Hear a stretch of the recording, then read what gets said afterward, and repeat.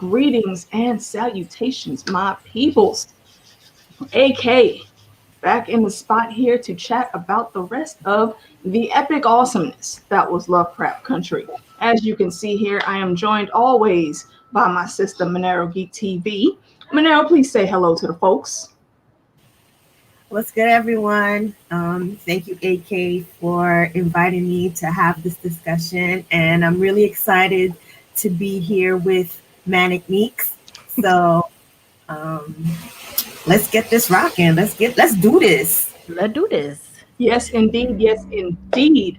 Introducing, first time on my channel. I'm so happy to have her, Manic Meeks, y'all. And if you've been paying attention to my videos, I've shouted her out a couple times, so y'all should know who she is. But if you don't, hit the description box and click on that link and go check her out. You won't be disappointed. Manic, please tell the folks where to find you, though.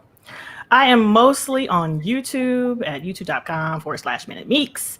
And I'm on Twitter a little bit, but I don't be tweeting and twitterings like I used to. And I'm also on Instagram at Manic Meeks, but also don't really do much on there. I have to learn to incorporate that. But mostly I'm on YouTube. And I'm watching a crap ton of shows, from live action, foreign shows, anime, and play video games and do collectors stuff. Hold up. What anime do you watch? Yes, that's the answer. Yes. You done made oh my God. I think I may have found you done made a new friend. Currently I'm watching, let's see, today's Wednesday, right? So there's Today's one today. Thursday, dang it. There was one yesterday, one today, 2 tomorrow, 1 on Saturday, 1 on Sunday, and those are all new. Not along with watching the older ones that I'm catching up with. Oh yeah, I'm doing a total rewatch of Naruto and Bleach, right? Okay. I've dug into Tower of God. Shout out to T Baby for putting me on to that one. It was so good. I'm restarting Noblesse. I just finished watching Dogma on Netflix. I watched this one called Gangsta. That was on my list. I binge JoJo. I'm watching JoJo's. Yeah. Listen. It's all on my channel. Listen. All right. We're not going to take over we're not going to make this an anime. Hey, if my sisters like it, I love it. I'm happy that we have a vibe here. Hello to the chat room. I saw Sam come in first, and Sam's a trooper because Sam hasn't even watched this show, but she comes and hangs out with us on the discussions anyway. So kudos to you, Sam. Always appreciate seeing your face, Ma. Lady Diligence is in the spot. Professor D, Black Wildling, if you know what we mean. Let's see who else we got in here. Linda R was good, sis. Circle Brothers, Ron. Yo, I went to high school with that dude, man. That's how long we've been friends. Thank you for coming in and showing some support, homie. I really appreciate it. Amy Blackfire's in the spot. Thank you for coming through. All right, so let us get into this. Actually, I apologize, guys. My sound, as you can hear, isn't really that great. It's not my microphone.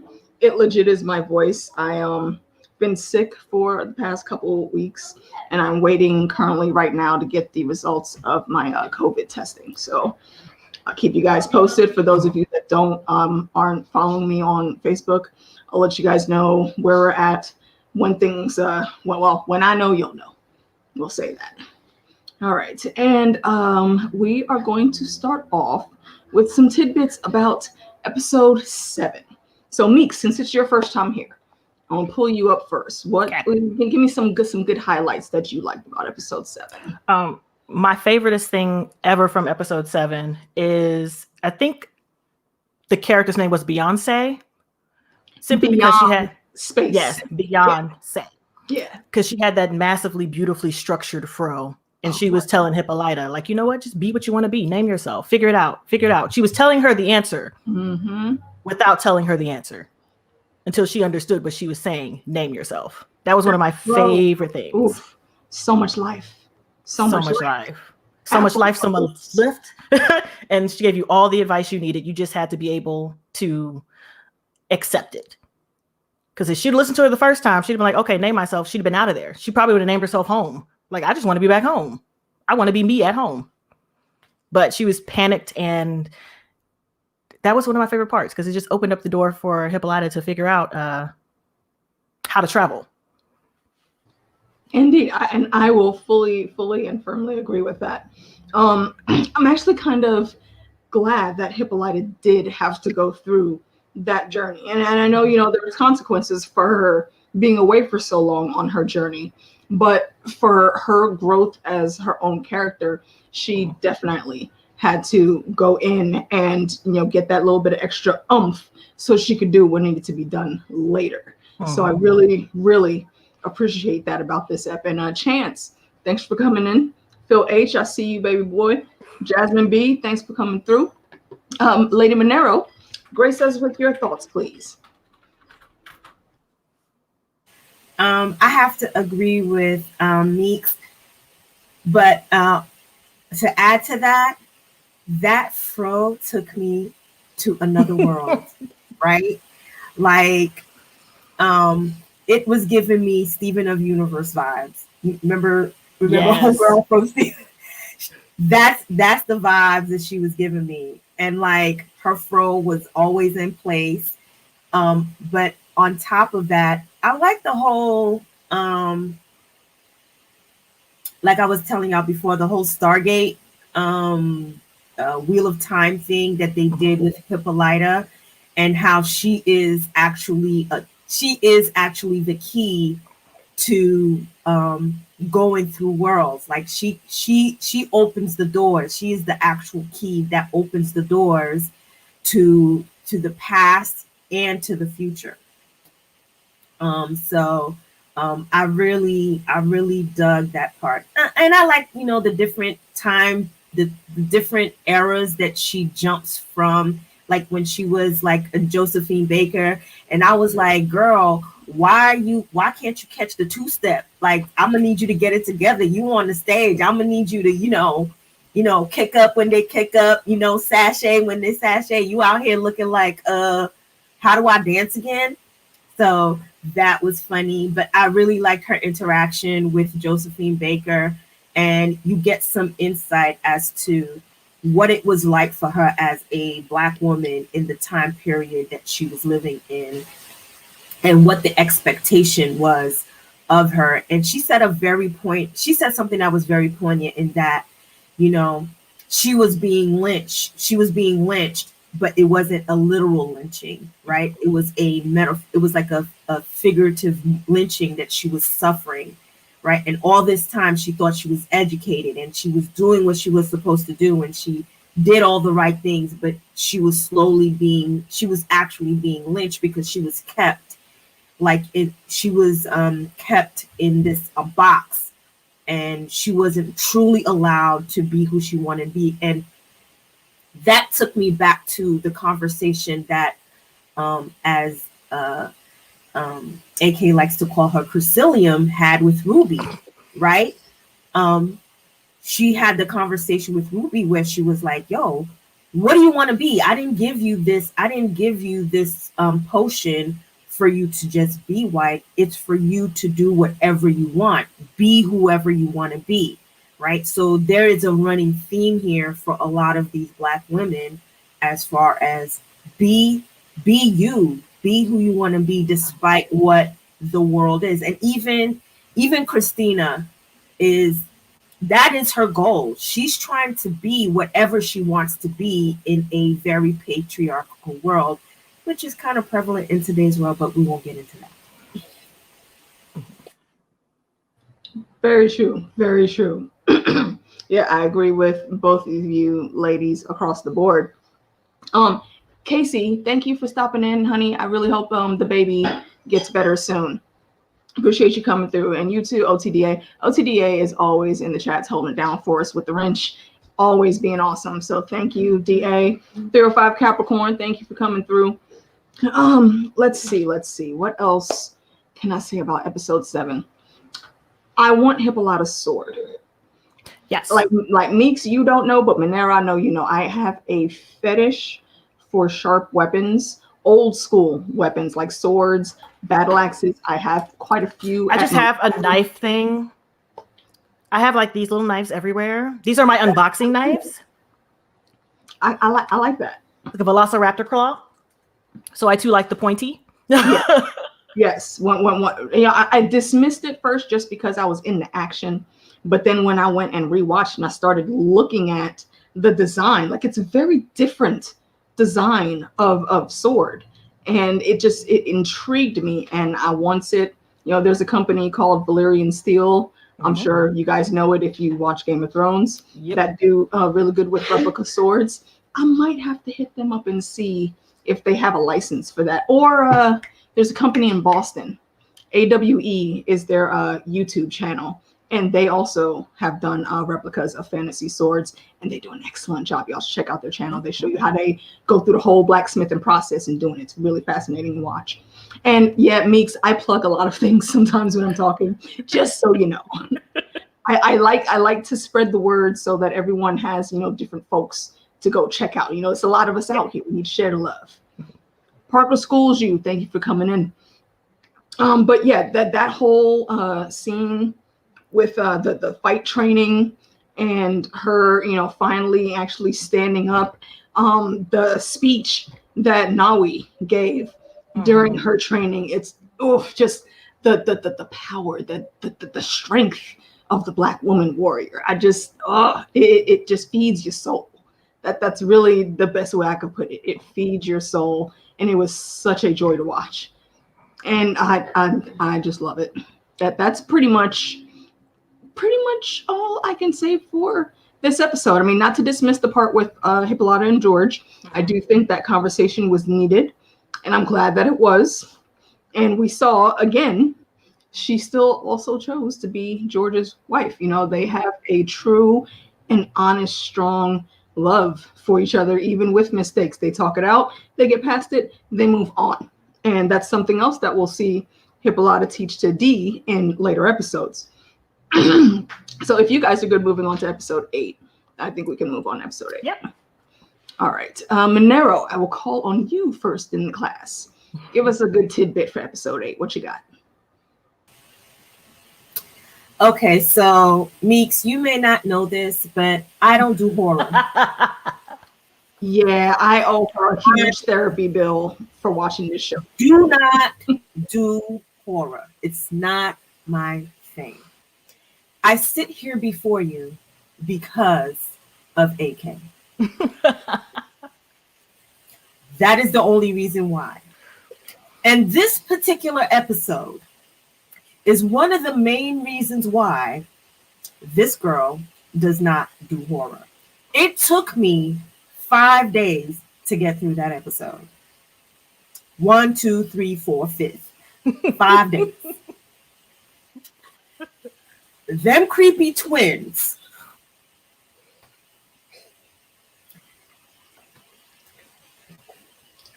I need a moment.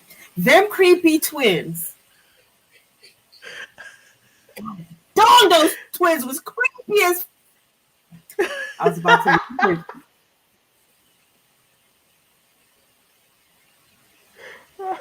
That's okay. Take your time. Take your time. Me as a person watching it is having. I had a hard time going to sleep. Right? I did too. I can even imagine poor Dee. And nobody else could see them but her. And let's just say, F you, Lancaster. I'm glad you got what you got in the end. I did not feel bad for you. Like that whole Lancaster, all the Lancaster creepy moments. But for me, I'm sorry, I could not get past the creepy twins that whole episode. I mean, I know. And then when she's fighting, getting it in, and here come Montrose holding her down, and then oh my God.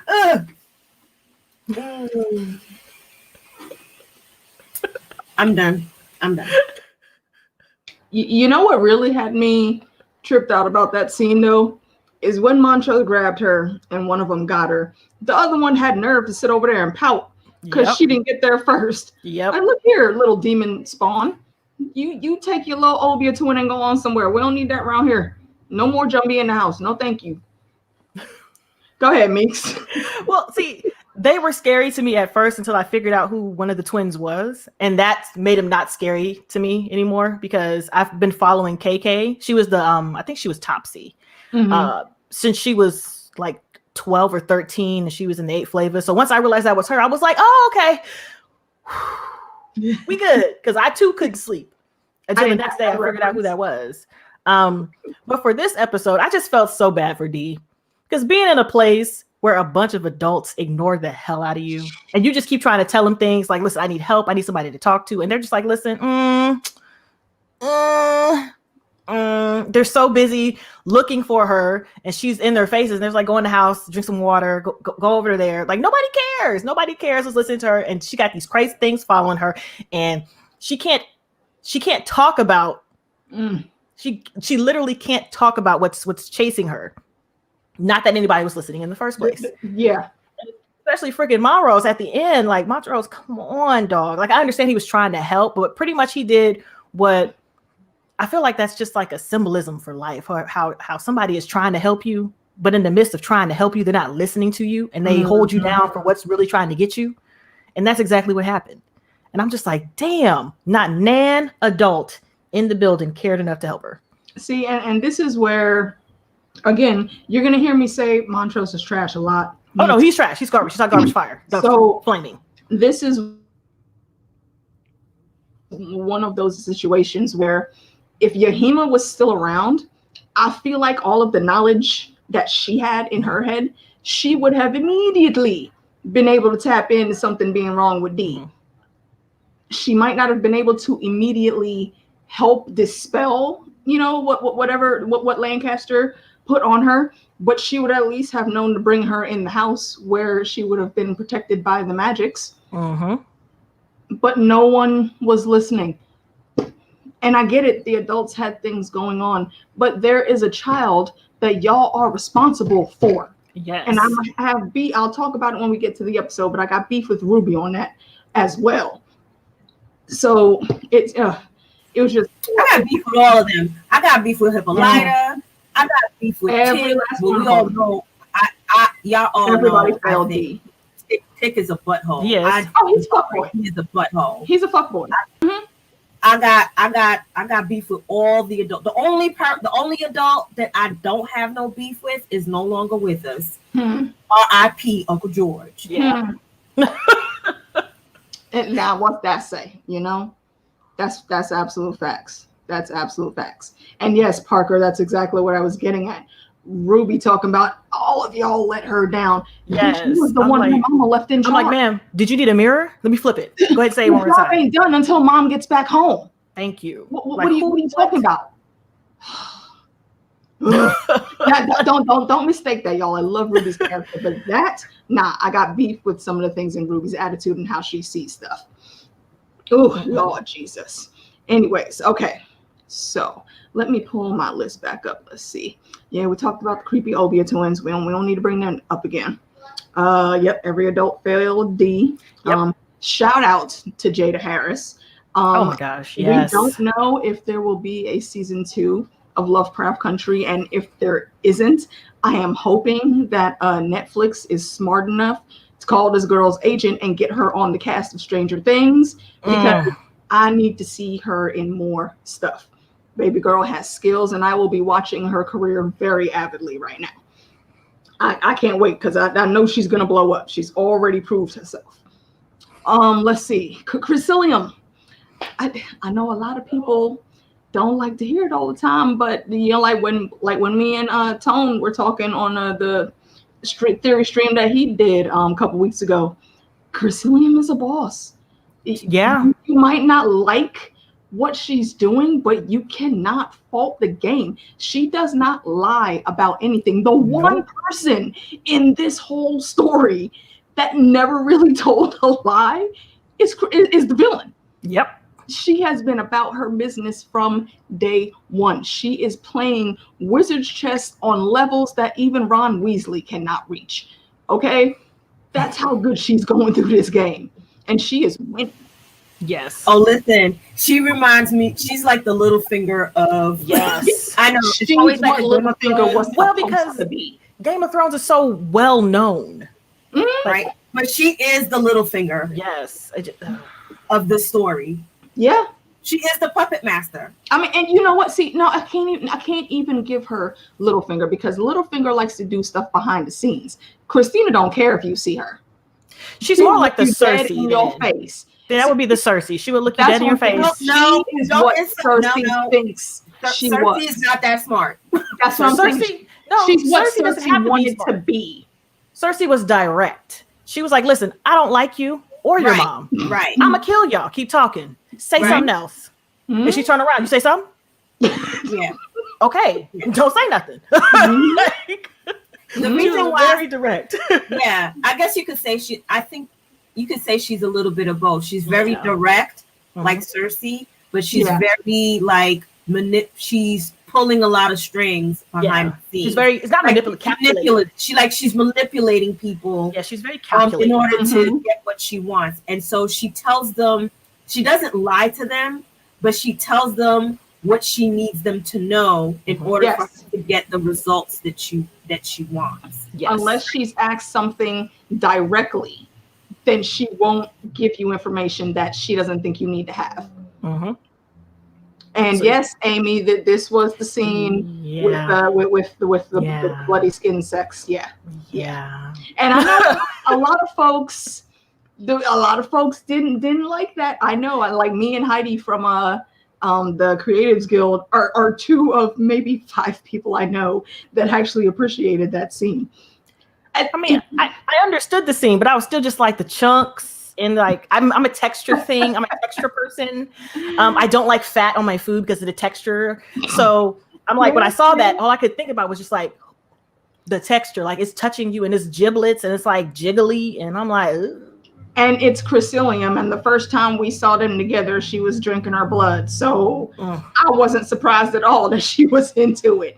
I was honestly waiting for her to bust out into her real skin at the same time too. Ugh. That's what I thought was going to happen, but it didn't until later. Yeah, it was something. All right, so let's see. Chat room, let's go around the horn. What did you guys think of the skin sex? Like Wildland digs it. Circle Brothers is laughing. Yeah. Chunky soup. See? Chunky soup.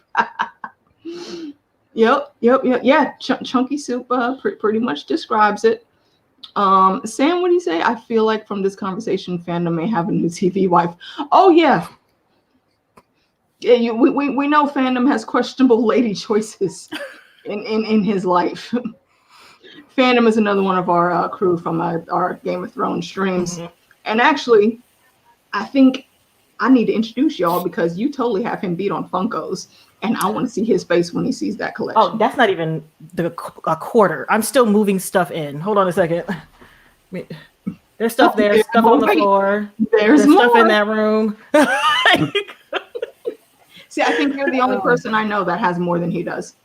Wow. I have them everywhere. But I'm collecting them for a purpose. Like eventually, I like them now, but eventually I'm going to sell them and then split the money between my godchildren. I got like 7 or 8 of them. So eventually in life. That's awesome. I just got to keep them from touching it. That's always the hard part, isn't it? Trying not to play with them and just leaving them to sit.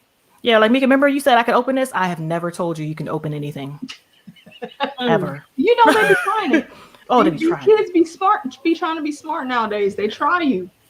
Parker says, I thought Ruby found love. You know what? See, that's the thing I've been saying about Cressilium and Ruby from the very beginning. It took my cousin that I watched the whole season with like 6-7 episodes to actually believe me that these two are a thing and they actually have feelings for each other. Yeah, I think they did. It was from Jump Street. I saw it once they got together. That chemistry. I never thought that. I never got that. The conversation that Cressilium had as William when talking to Ruby, that was completely different. I knew it was something like, okay, are you actually in this to win this? Like, are you okay? You're doing something for real? Okay. And then after that, even after the skin explosion, where a normal person, a sane person would have been like, no, bitch, I'm out. No. Mm-hmm. Ruby stayed and sat down and was like, well, damn. I'm staying though. Exactly. Like I agree that Ruby had feelings for Cressilium. I I never got that Cressilium had any feelings. Like, I didn't think it was reciprocal. Like, for me, I think Cressilium, I think Cressilium is passionate about, you know, how's she gonna use my government all up in these interwebs? Huh? My screen name says ManaroGeek TV. You having my government out here for everybody to know. See, now we done got the alias out. Yo, I got warrants. That's my sister, y'all. Hi, sister. Yeah, like I think that it I don't think that, at least for me, from my observation of Christina, I don't think that she really has like true emotion on the level of what humans are supposed to feel. It's like she's trying to understand human emotions, right? Like, for me, it's like she's going through the world trying to understand human emotions, and she doesn't like the fact that she is because she lives in a man's world, she wants to take ownership and she wants to wield power just as freely as men do. But at the same time, I don't think she really experiences human emotion on the same level as other people do. I don't know if I'm making any sense. It's like her connection to Ruby, I don't think it has anything to do with love. Ruby, on the other hand, is. And I think she's just trying to, it's kind of like you're trying to imitate it, right? You're trying to reciprocate it because in your mind, okay, this is what I should be doing, but it's not like genuine, right? You know how some people, they say, I love you. And then you're like, well, I guess I should say I love you back. So you'd be like, I love you too. That's the impression that I get from Christina. Because at the end of the day, if Ruby no longer serves purpose for her, is she going to stick around? See, that's the thing. And I totally understand what you're saying. And I do agree on some level. But I think where Christina is concerned is the feelings are there, but Ruby isn't like her number one priority. Like, she's not going to let anything with Ruby get in the way of her plans. But she absolutely does still care. I mean, like, she said the words, you know, I never lied to you, Ruby.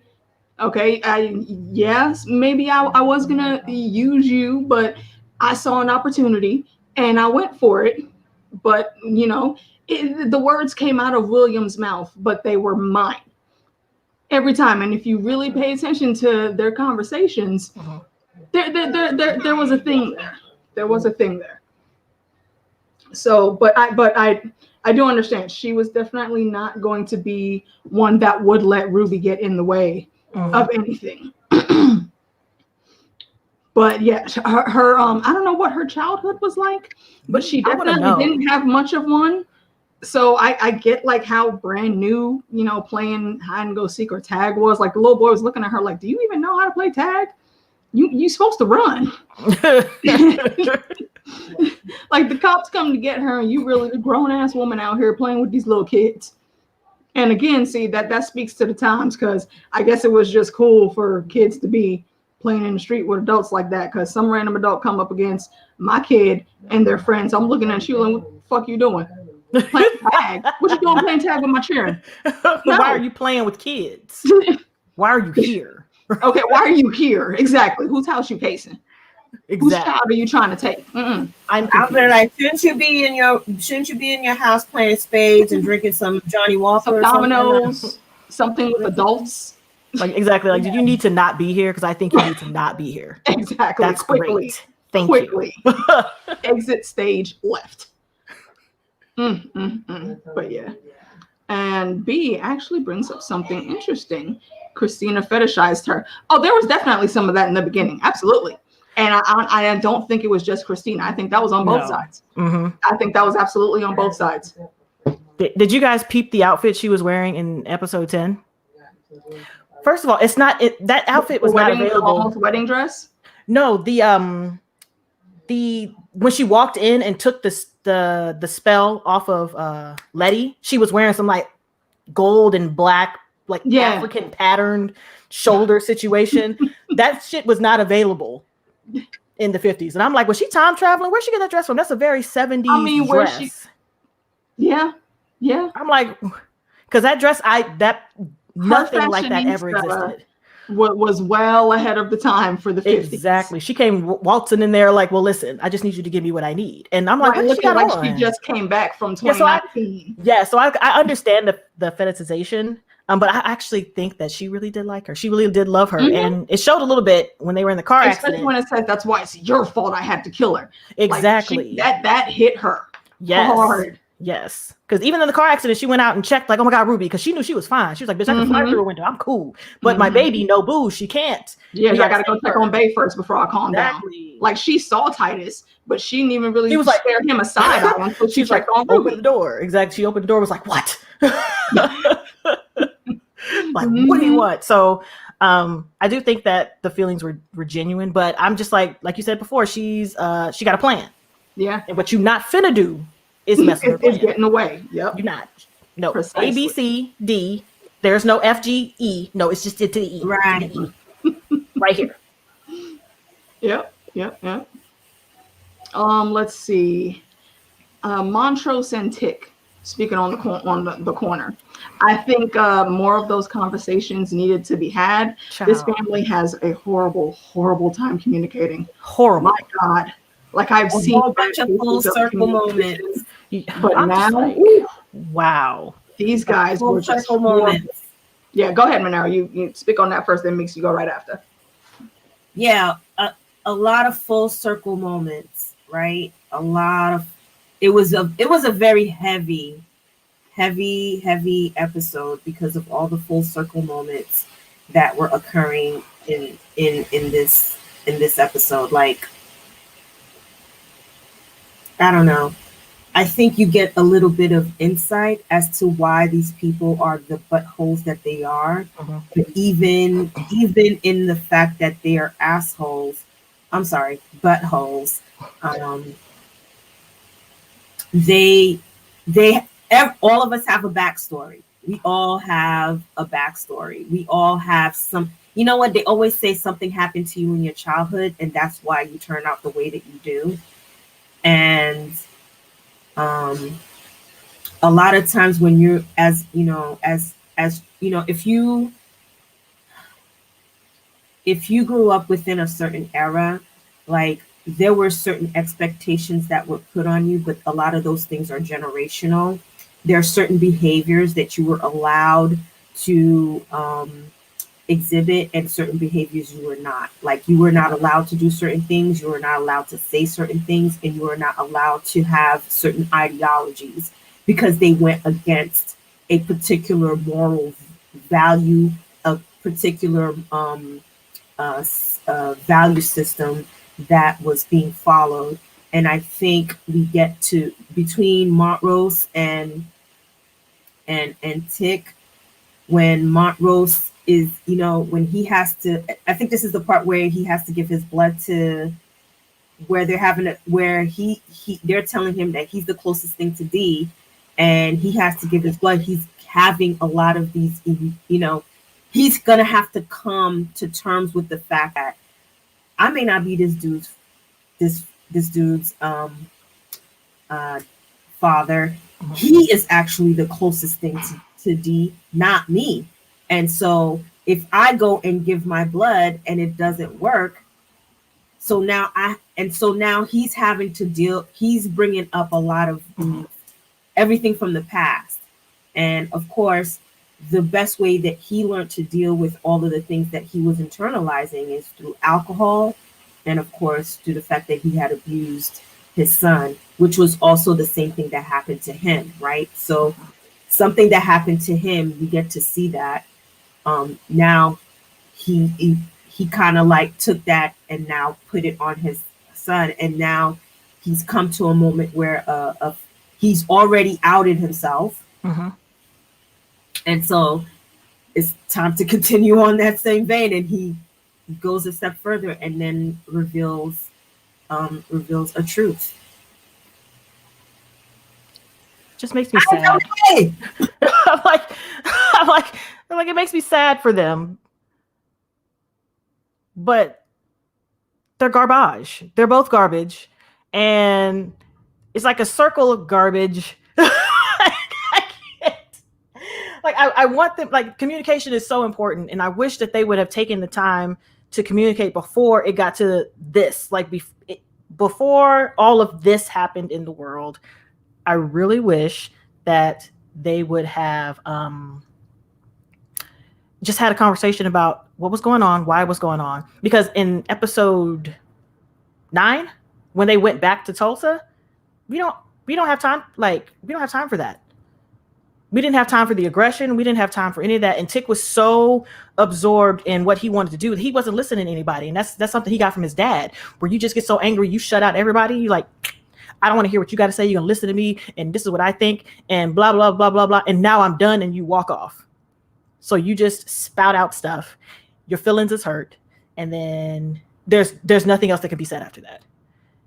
And it sucks because Montro's father did it to him. He did it to Tick, and Tick was doing it to Letty, cutting her out purposely and then getting mad when she went and did something on her own. Like, dog, if you'd have told her what you were doing, maybe she would have joined you, or maybe she could have stopped you.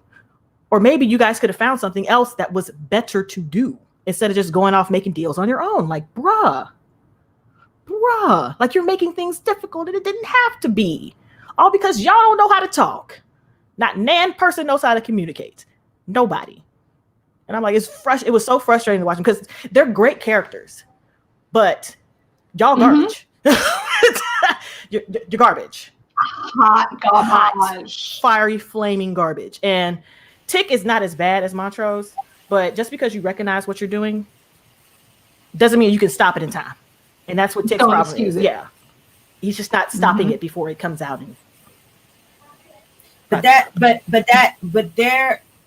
their story speaks to the story of a lot of our people, right? Our elder generation. So, I can, most Black families that I can't speak with white families, but most Black families has some secret. All of them carrying around, right?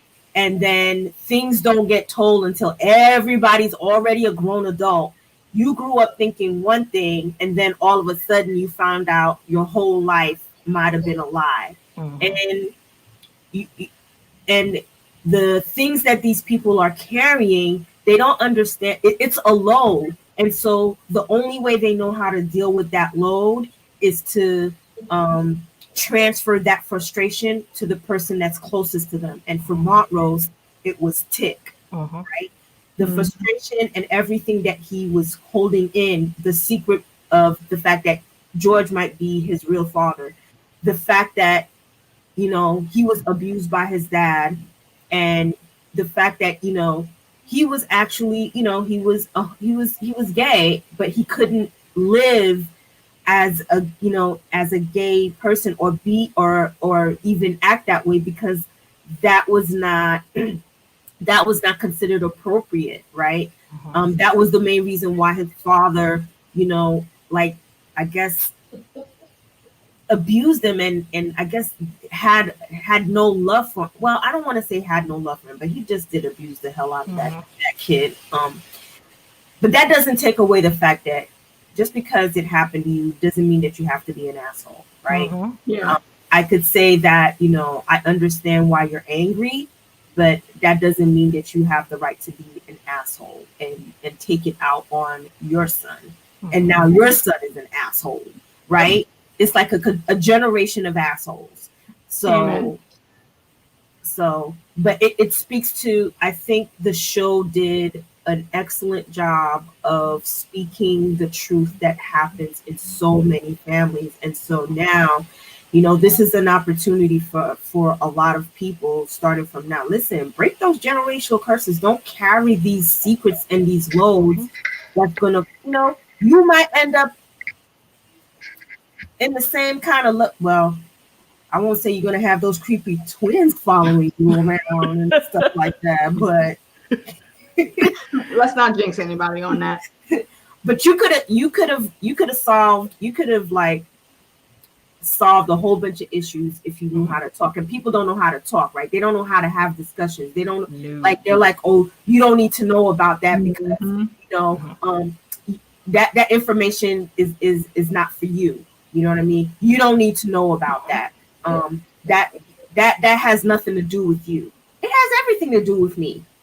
Yeah. I'm part of the story. I need this information. So Monroe's holding on to stuff for so long. By the time they get to the Tulsa episode, it's like a floodgate. It's a floodgate.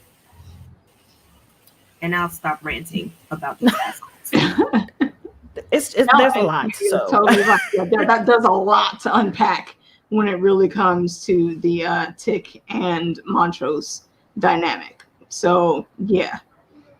Let us go ahead and just jump to the end, where Chrissilium did the. Well, actually, no. I just kind of want to give a little more shine to D, just because D's awesome.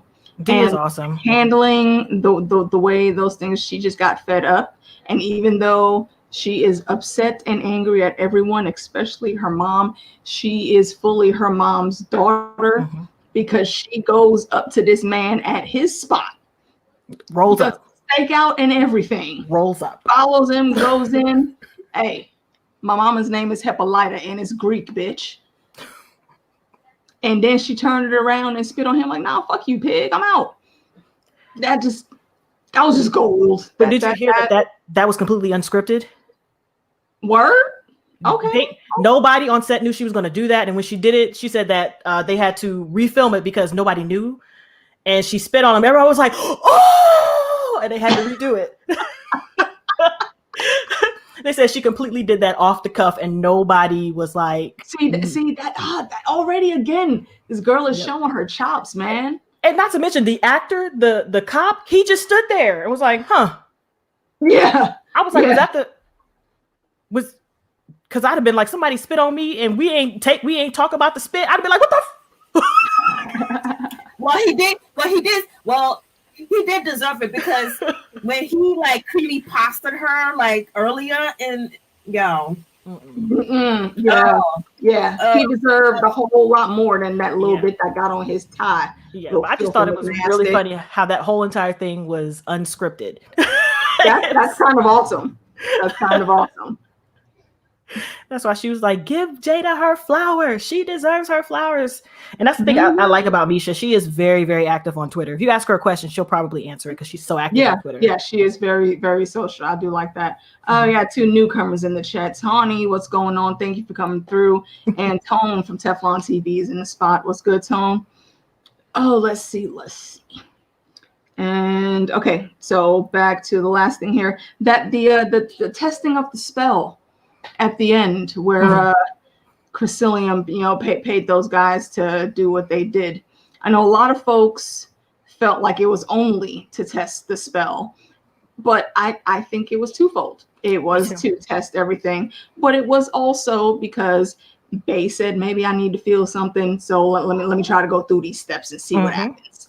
Get a little understanding. Pretty much it. Yeah, get a little bit of understanding, right? Because Christina's been around, I swear, for at least 2-3 centuries. And she don't really, have regular feelings like normal humans. So it takes a strong personality like Ruby to come in and actually make her think a little bit. So I think that was twofold. What did you guys think of that? I thought so as well. I thought that because at first I didn't even think about her testing the spell. I just thought about that she was taking Ruby's words to heart, where how there's a section of things that happen and that you're just like, well, who cares? It's not me. I will never have to go through it. And I don't care about it. But because she's now involved with someone who could, like, this thing could happen to, and she was like, well, maybe I should try to be a little empathetic and sympathetic and see. And then she took it a step further and was like, you know what? I could actually go through this and see, is it as bad? Like, is it really that bad? Is it really that horrible? And that's why when she pulled herself up out and she was rolling on the dock, she was half laughing and half crying because she was like, that shit is horrible. But thank God I got this spell because I'm coming back from it. That's so I'm like, the exact gist that I got too. Yeah. Yep. Manaro, what you think? I tried to tell you that woman ain't. She ain't right. We know. I'm telling you, it's like having human emotion is like an experiment for her. Like she doesn't. That's what I mean by. I don't think that she's doing it on purpose. It's almost robotic. It's like she's living life and trying to understand human experience and human emotion, right? Mm-hmm. Like she is asocial. So it's like, is it really that bad? I said, well, she goes, I know what I want to achieve, right? But I don't understand what it means to go through all this stuff. So for her, in order for her to experience it, she actually truly experiences it. Like, no human would put themselves through that just for the experience. No, I believe when somebody tell me it's bad, somebody say it's bad, I'm be like, I'm not gonna go there. Right. Exactly. Don't go in that house. What you say? It's don't go. Okay, I'm good. I'm going this way. Don't go down them tracks. What you said, headless. Oh, okay, I'm good. Mm-hmm. Yeah. Oh, don't drink that poison. Bet. I'm okay. I got my water right here. Yeah, I'm good on the poly juice. I'm good on that. Because I'm not trying to like shed chunks. I'm good. I'm good on that. Yeah, but for her, it's like I think Ruby kind of awakens a curiosity, right? And so as a way of quenching that curiosity, she actually goes through that. It's like that was a little bit far, but doing the most. But yeah. But then she says, I don't know if it's this episode, I might be skipping ahead, and if I am, please forgive me, but the thought is in my head. It's like she tells Ruby she wants to have a lifetime of firsts, right? She tells Ruby she wants to have a lifetime. She wants to experience a lifetime of firsts. I can't remember what episode that was either. I don't know if it was this episode. So if I jumped ahead, please forgive me. But and that speaks to why she even went through that. Like, okay, I've never experienced this before. I want to experience that to see what that's like. Mm-hmm. And because I can bring myself back, no big deal. Mm-hmm. I want to be able to do that as many times as I want. I want to be able to experience whatever I want for the first time as many times as I can. Mm-hmm. Like, that's why I want to be immortal. It's so weird. Yeah, but she's been extra from the beginning. I don't expect any other thought pattern from her, quite honestly. I really don't. Let's see. I think we can wrap up episode 8 there, though. So now then, this for me, episode 9 was probably the hardest to watch and the most heavy hitting. So I'm gonna go ahead and say I'm being a punk for my emotions right now, and I'm gonna toss the mic to Manic and let her go first. Yeah, like I didn't just have an emotional breakdown on this episode. Come on, Meeks, share with class. My feelings was so hurt, and I was so distraught that I went upstairs, cooked food, and forgot to season my chicken.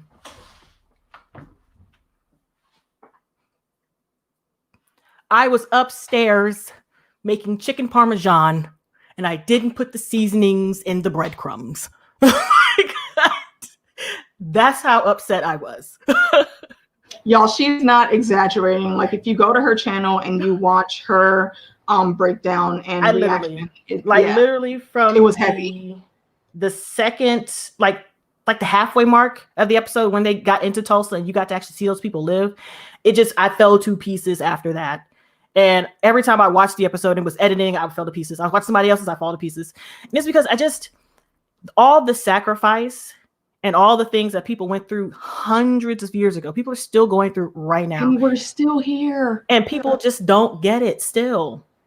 Don't get it. Like, it has to be somebody who you like and relate to in order for you to even want to express the unseasoned chicken. You're right. Even want to like express some type of empathy or sympathy for the situation when you know it will probably never happen to you. So I was just frustrated at that. And my great grandma was named Hattie. So I was also on one because of that. And I was just like, no. And I called my sister Hattie because she'd be in the kitchen, like Hattie be in the kitchen cooking. That's what Hattie is. Hattie's place is in the kitchen. So I was just like, my feelings was hurt all over, having to sit there and just watch somebody else have to sacrifice themselves, their family, just for a hint of hope. That's literally what it was. Just a hint of hope. And we're not even talking about the Montrose and the tick of it all. I'm just talking about what happened to Hattie. Because Montrose went through, I felt bad for Montrose. Because in this instant, Tick was just so angry and just so irritated. He wasn't listening and he wasn't understanding that going back to Tulsa, which is going back to one of your father's worst days of his life. His best friend and lover died. Their families dead. Your mother's family dead. They got chased out of the town. They had they almost died. And the fact that he is so nonchalant and uncaring until he sees what his grandfather was doing to his dad, then it clicked, like, maybe I shouldn't be an ass. And then he still gets mad when he runs off. He was like, well, he always running. Well, shit, he didn't want to stand there and watch that. He knew what was going to happen. Like, he's been there, done that. He knows what's going to happen. He didn't want to stand there and watch that.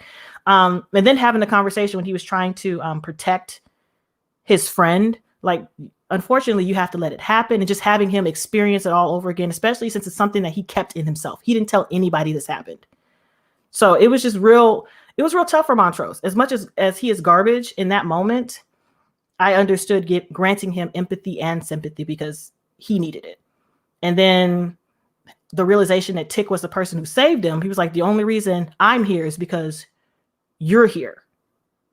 It's like it's a full circle moment where I think that was the turning point in their relationship, because he wasn't as hostile as he was to him when they got back. He kind of chilled the fuck out, which I do appreciate. But yeah, that episode is that episode hurt my feelings a little bit. Yep. Yeah, I totally agree. See, the biggest thing for me, and I guess it's maybe the first thing that I always go back to, is before we jumped in to the time warp wormhole, we had a small discussion. Okay, the queen spoke. You should have followed her word. I know y'all got some shit going down. However, we have this task that needs to be done. Mm-hmm. So leave that here, please, and go get what we needed to get, and then come back, and then you can deal with the issues. And what happens? Not 2 seconds go by after everybody. There go Tick. Okay, here comes some drama. Here go Tick. Now here go Montrose. Now here go Tick again. Now here go Montrose. Like it's almost making me dizzy watching ladies' head go back and forth like these motherfuckers. Yep. Like it I need you, Montrose, to stop being trash. And again, I understand. He is literally going through hell, reliving hell. I get that. But again, you do have a task here, my guy, not to set aside your feelings, but you are on a mission. You're not here for sightseeing. Mm-hmm. Lives are in danger. You know you can't change anything here. So let's try to remember D is the reason that we're here. Isn't that we're here? That part where he did disappear, he had to disappear. If he didn't, then we wouldn't have this story, because Tick would have never been born. Yep. And I re-listened to me and Manaro's first discussion of this, and I called that happening about 15 minutes in. So kudos to me. Brag a little bit. Pat yourself on the back. Tick was the mysterious stranger, and I really liked how they incorporated that in there. And it almost seemed like right at that moment that Montrose, it's like he recognized it, but it wasn't until he was in the moment that he saw and he said, "You're the mysterious stranger." So it was really cool. And also I'm again going to shout out Sean Tank Top and tell y'all to go watch his discussion of this video, because he put a little clip together of a ludicrous move bitch towards that ass whooping that Tick gave all them idiots. And it was glorious. So please go watch that. Manaro, speak to us, lady. Okay, so I'm probably going to get a little bit human interest and psychology, but that's just the way that my mind works. So please bear with me, and I'm going to get through my points real quick. Okay, so this was this whole episode, like he said, was full circle moments and a lot of metaverse, right? It was a lot of meta moments and a lot of full circle moments. And sometimes when Hippolyta gave them that pep talk, I already knew from Montrose it was never going to be about that, because from the moment that portal opened, the look in his eyes, when that portal opened, I knew he was already on a psychological break, because now he has to go back to a moment in time that forever changed who he was as a person. And when you go through such a life-changing experience like that, it's kind of like you're having a surreal moment. And I don't know what it's like to actually relive a traumatic experience other than in your mind, but he had to relive it in person, right? And so it's like you're not taking, how sometimes when something bad happens to you, it happens to you in your mind. You can push it away, right? Because you're not actually there. You can have something else to distract you. He is actually in the physical place. And I can't imagine what it must have been like for him, because he probably needed it, right? I understand. I totally understood everybody's frustration, but I think a lot of people were dismissive. That goes back to communication, right? A lot of people were dismissive of the fact that he's reliving a trauma that he, that was supposed to be in his past, but he's going to have to relive it again, right? Because a lot of things happened to him that day, right? So I kind of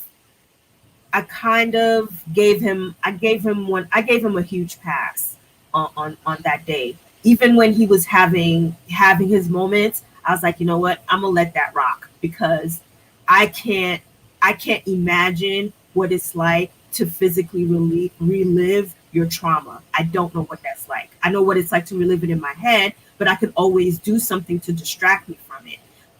But I don't know what it's like to physically relive a trauma. So I gave him a pass on that. Hattie, oh my God, Hattie is the real MVP.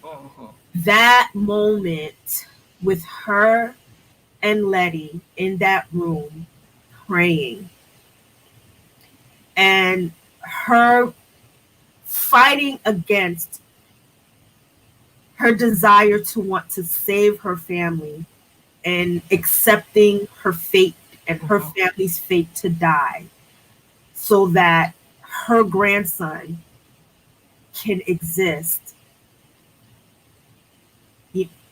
Again, she was the real MVP. In that moment, I'm just going to leave it at that. That was a moment. The one moment, though, that I had pause with if I may be allowed to have a gripe about, was Letty walking with the slow-mo while Hippolyta is literally jacked up having a Jane Thor moment. Like, her hair turned blue. Like, and she like slow-mo. And Montrose is having this. I know that this is supposed to be a very like, you know, a moment. But I was like, if you don't pick it up, like lives are at stake. And then you got Tick in the background. You got this. Do it for D. Do it for D. You don't care about D at that moment. You're waiting for Letty. But I get it. You gotta give her a reason to stay jacked up and juiced up. I mean, she levitated. It was too much. Like, ma'am, hurry up. Like, she was going. Seriously. She was going. And then here's Letty walking to music. Hurry up. I'm like, what is this? What is going on? If I had that I had to gripe about, that is the scene that I had to gripe about. But otherwise, I think this was a well done episode. Touched it, all the feels that I could. It gave me all the feels. Yes, totally agreed. Like, I wish I would have actually live streamed my reaction like I did with Game of Thrones for that, because me, my cousin, and my aunt were all sitting on this couch watching, and when we saw her with the slow walk, all of us had let out that collective girl. like come. What? You've been the fastest runner in this series since episode 1. Why did they leave you in those shoes if you ain't running right now? Girl, we don't have time for this.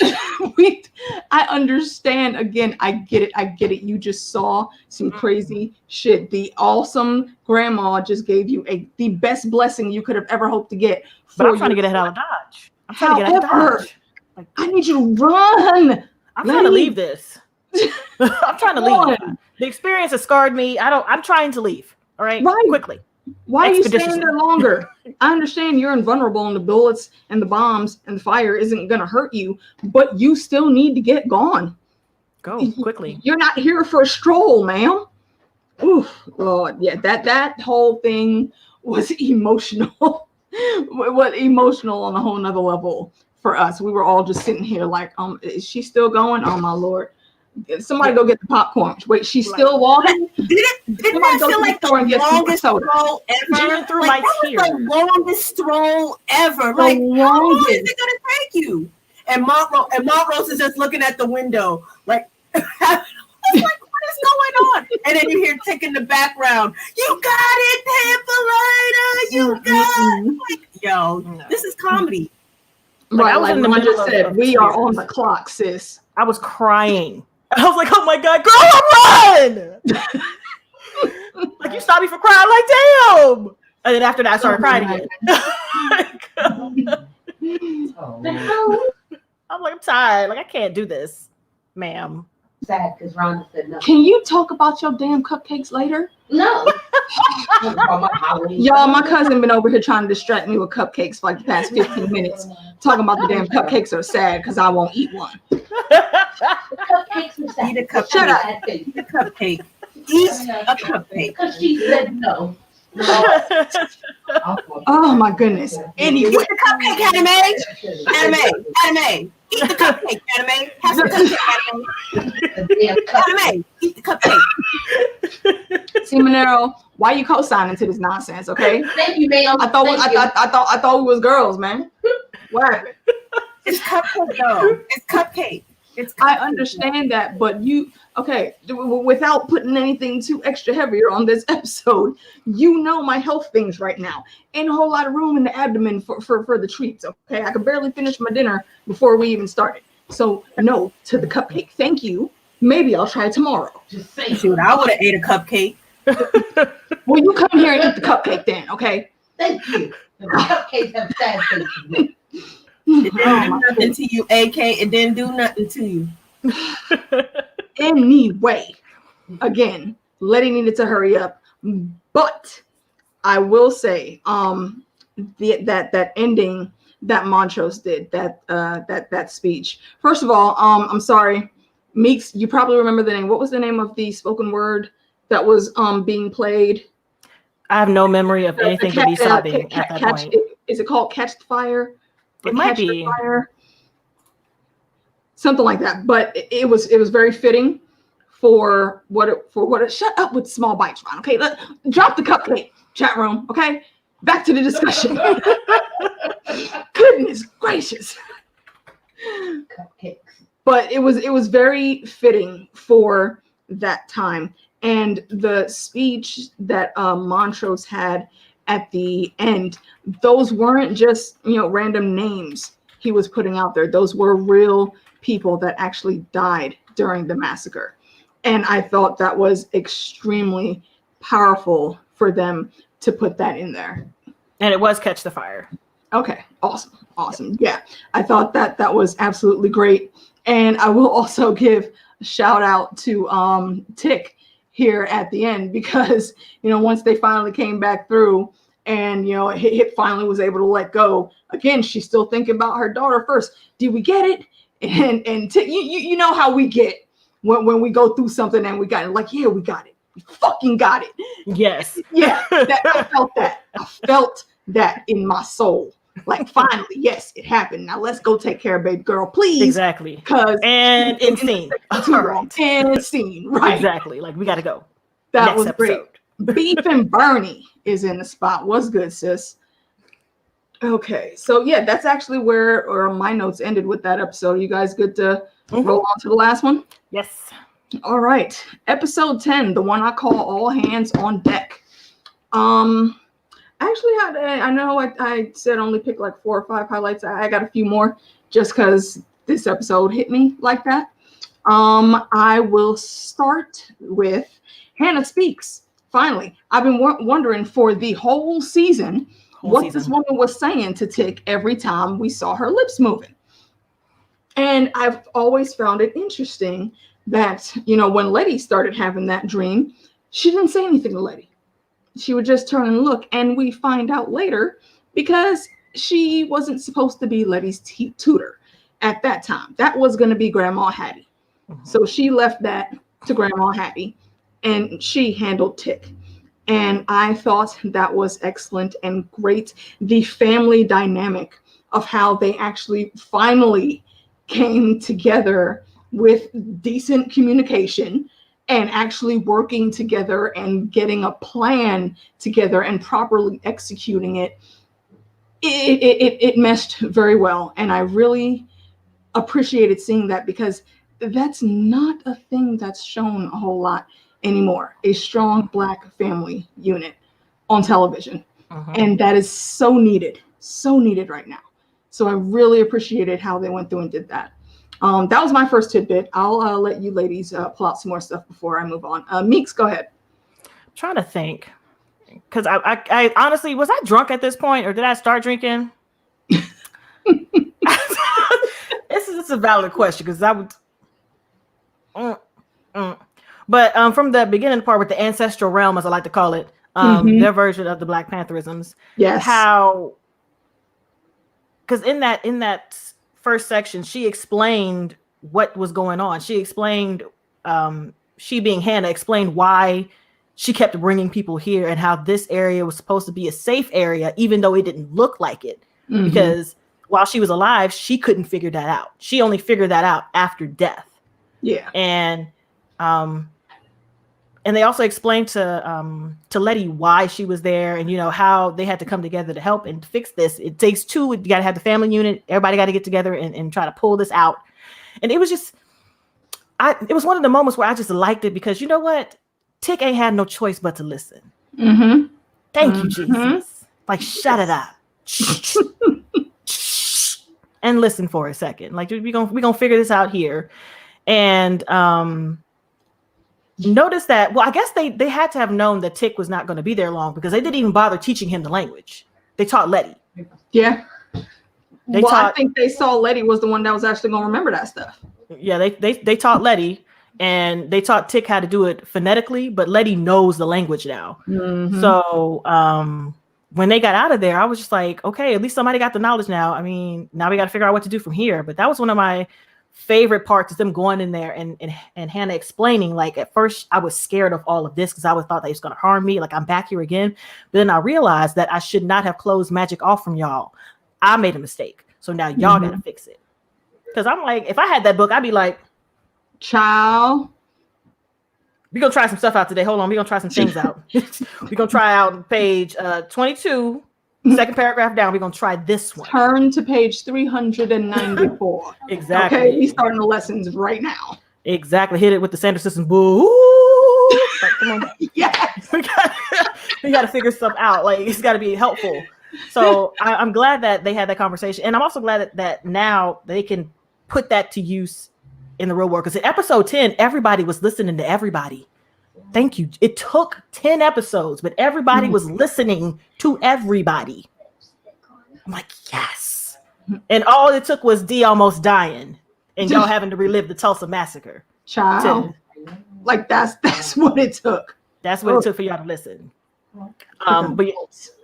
But then I'm trying to figure out what else in the episode. Like, there's a lot in the episode where I felt bamboozled. Like, my favorite part was them singing in the car. And I felt so bamboozled that I did not figure it out because I was just happy that they were having a singing moment. I did not realize. I didn't remember. Me either. I'm gonna be real. I did not remember. I did not remember. Yep. Not at all. I was just like singing. I was like, I love songs. This is from Crybaby. I love this. And I was like, I was too busy thinking something bad was going to happen in about 2 seconds and that car was going to flip over. Well, I was like, well, they're going to make it where they're going to make it. But I'm just like, really? So Ruby came in the last minute. This is great. Sisters. Yeah, I saw that. I was like, why is she in the car? Didn't she just get like mangled in a car accident? I said something ain't right. And the moment when her and Letty went off, I said, that's Chrissy. Yeah, I didn't see it until they were in that tower. Yep. When it confirmed it for me when I was like, yo, something ain't right. She was just all mangled up. How she in the car?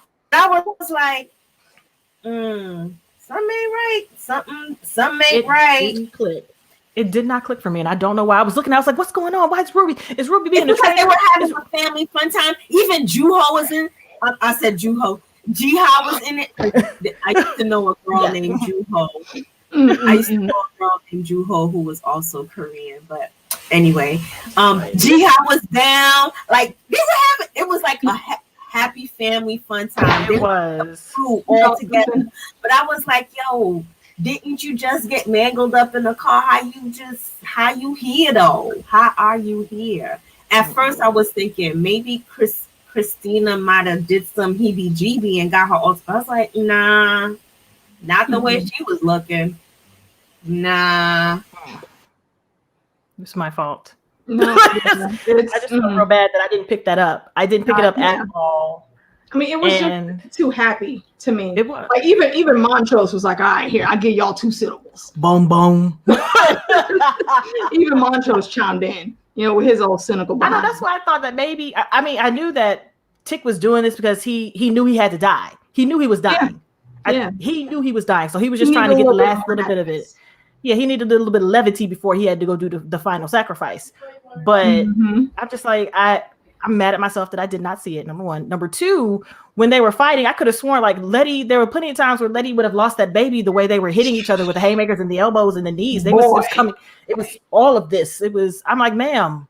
And then you get pushed off and then you land on your, like, ma'am, is there still a kid? Is there? You fell from a tower. Are you sure that baby's still in there? Because I wasn't. See, this is where Brand would have needed a Curcilium. Sorry, I couldn't resist. But this is where Bran probably would have needed a Curcilium. But all he had was a Jaime Lannister. He did. Yeah, I mean, I suppose that if that protection birthmark is already, you know, developed in the womb, then the baby probably was never in danger. I don't know. And the spell was being said as she was falling. So True. by the time she hit the ground, she already had it back. See, So- Christina kept her word. She protected. Can't be mad at her. She's very truthful and very honest with her intentions The whole time. the entire time. But that's just the white womanness of it. Yeah. Like I'm gonna tell you. I'm gonna tell you what it is and what it ain't. Like, you know, this isn't some racial hatred or anything. She's like, I just need his blood. It's just his death. It's just the thing I need. All of his blood. I'm sorry. I mean, I looked at the spell and it didn't say half. It said the whole person. The whole person. I mean, what do you want me to do? It's in the book right there, guys. You gotta follow the instructions. She comes through and It's in paragraph B, subsection C. She's like, paragraph B, subsection C. I'll find another way. Bitch, why you don't just find another way now? You had all the time to find another way. You've had centuries planning this. Yeah. So all of a sudden you get the book and you don't need tick anymore? Nah, I don't buy that. I don't buy that at all. Yeah. No. But I was a little worried for D. I'm sorry, go ahead, Bennett. I was a little worried for D. Like at the end, like I'm glad that somebody killed her. Okay, follow through has never been this group of people's cup of tea. They always leave stuff half done. Okay, so the fact that D had to come up and finish it, I was like, yeah, she did, but damn, D. Yeah. Like, ma'am, we shouldn't have to clean up after adults like this. Listen, you know, she just went through the crazy twins. She needed a moment. And she had her arm. Her arm is gone. She got a fake arm.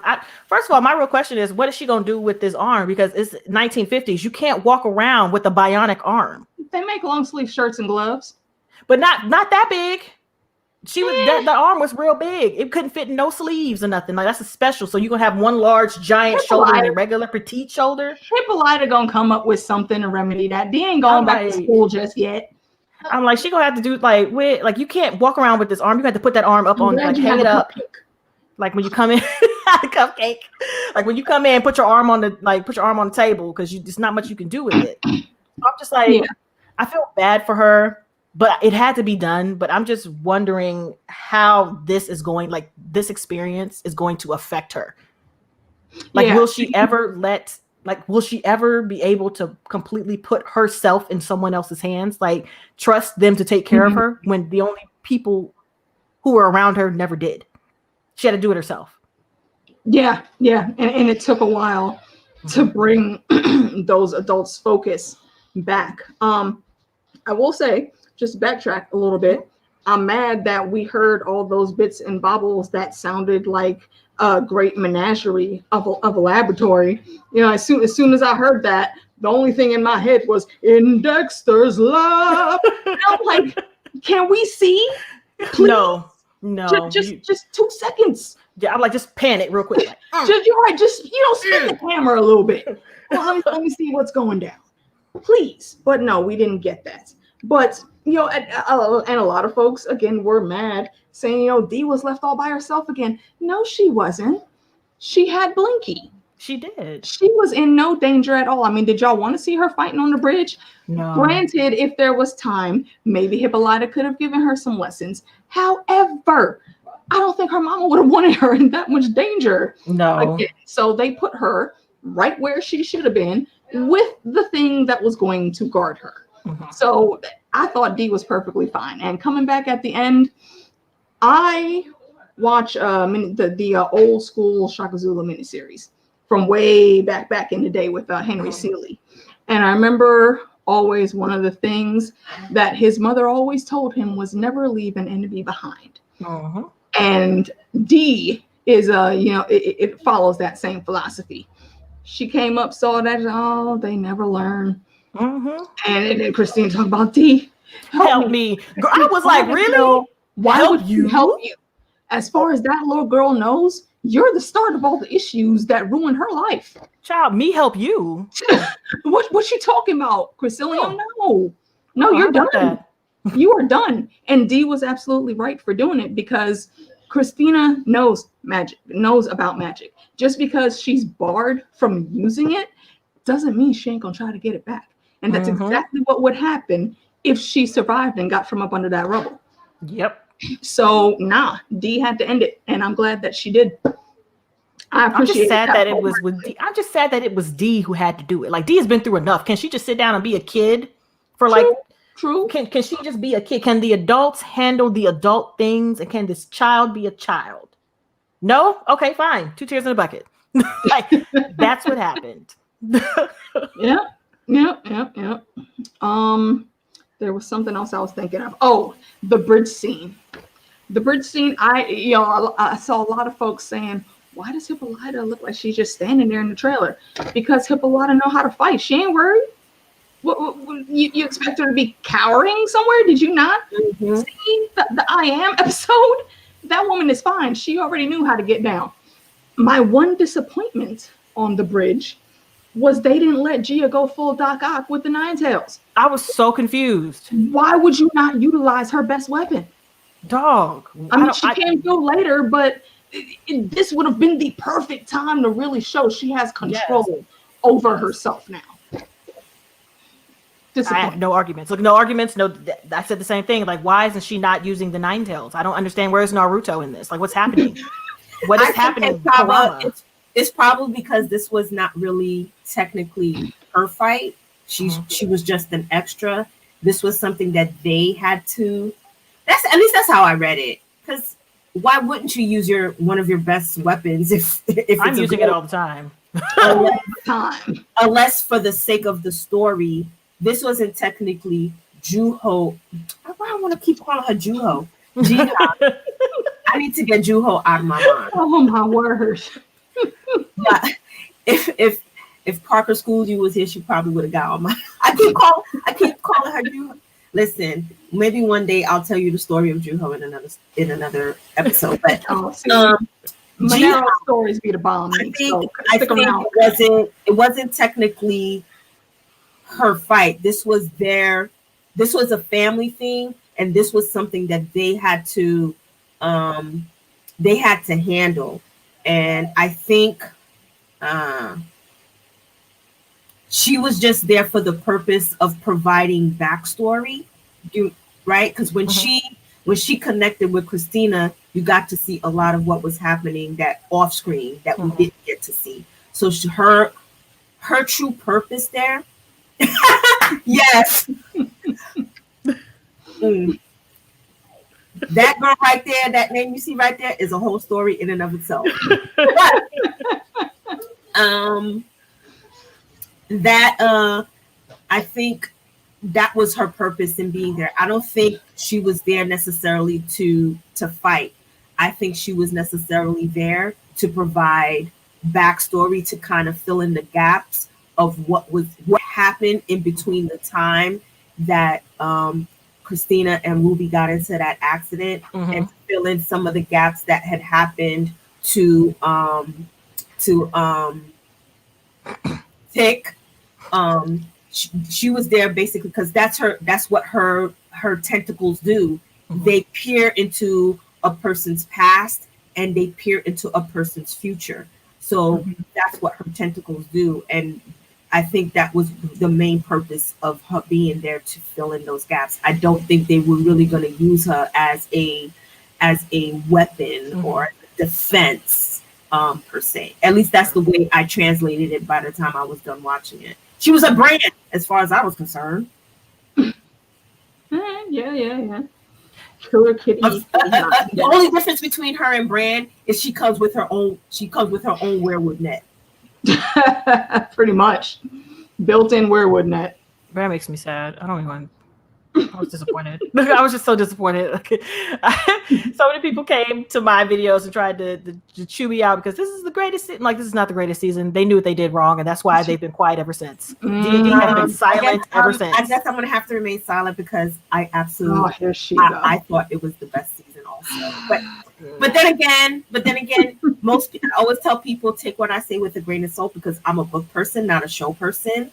I watch the show in its own I watched the show in its own bubble. I actually did go back and watch it from season 1 all the way to season 8. I watched the whole entire thing, and I could have told you they were already heading there since season 3. It's not about the ending. Is not the problem. It's the getting there that's the problem. That's the problem. The ending was fine.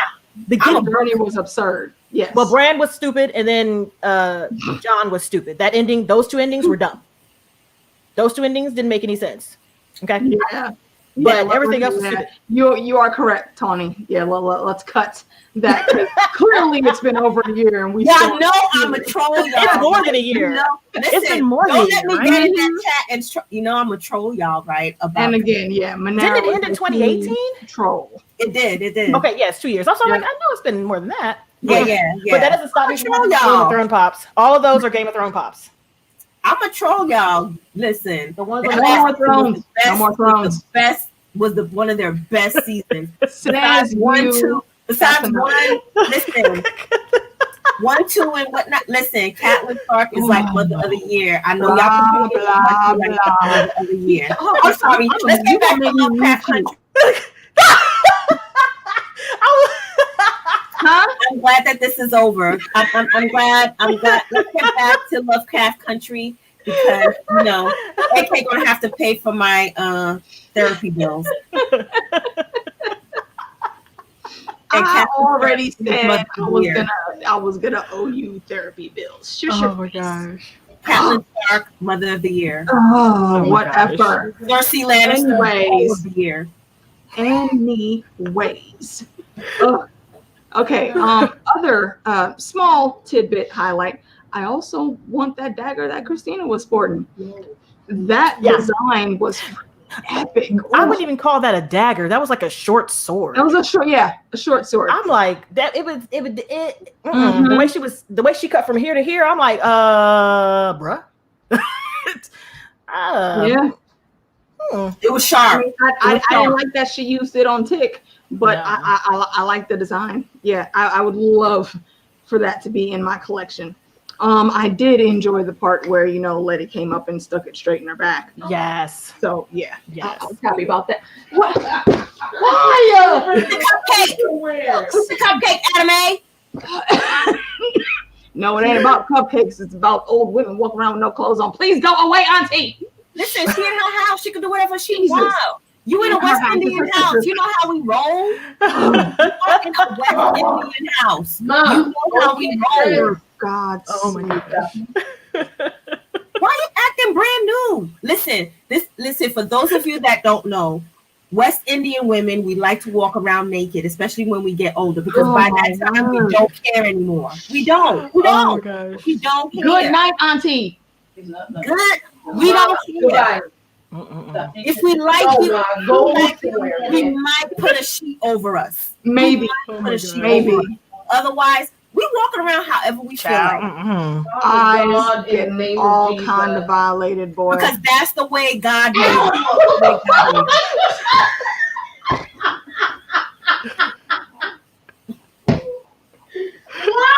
I'm sorry. I'm with you. I'm with you, Auntie. Oh my God. Do not encourage this foolishness. Listen. She literally just threw a damn flip-flop at my cousin's head. Listen. Oh, Jesus. This is what we do. I'm just waiting to get to that point. It's too cold. I would never. Like Eddie Murphy's mom, bro. Fucking boomerang. Oh, Lord. House shoe. I apologize for the disturbance. Jesus. But like I said, y'all have been on my streams, okay? Most of y'all, this is all right? You know my family is crazy. Oh my gosh. Oh Lord, I'm sorry. Meeks, this is your first time here. It's pretty funny. It's pretty entertaining. I'm here by myself, so that would never happen. The only person in my house is me, and if somebody else is in here, you bebetter run. Run. Grab the raptor teeth. My aunt is known for walking around in her underwear. Like she'll come out. But at least she had on underwear. Right, baby. This woman don't got no underwear. Oh. She in her house though. She's in her sister's house. Open the door. Aren't you supposed to be getting dressed? She in her house though. Hold the door, Ma. Back on topic. Oh God. Ugh. I'm just Do we have any more highlights for the episode, please? Oh, I do. Let's talk about Titus pie. Ugh. I don't know what that was. That looked like pork. That looked like some uncooked, No, some Tick boiled needed to have pork. Arya come in and do that. At least she could have made it look appetizing.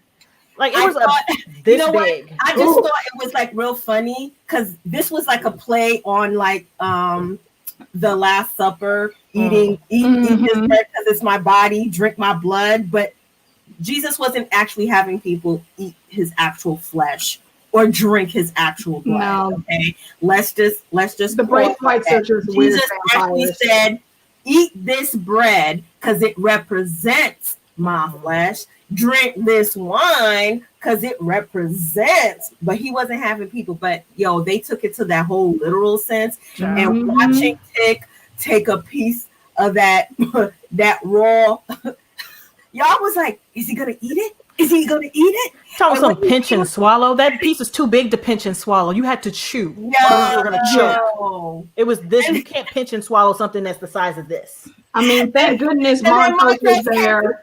Montrose came through, was like, "Yo, here, bro, here." Yeah, I would have needed that. He came through with the flask. So yeah, at that point in time, Montrose, you weren't trash. Appreciate that. Oh my gosh! Like somebody had to bring it. Oof. And Tutu had the nerve to look at him like, "What am I gonna do with this? Rinse your mouth out, maybe." Swallow it back. You just Take it back to the head. you just had old man ghost flesh on your tongue. That is Ugh. true. And That was also, one thing that made me giggle though, Titus looked so bothered that he was summoned. He was pissed. He was like, "What the fuck?" I was like, you know what, Titus, you're gonna take this salt and like it. Right?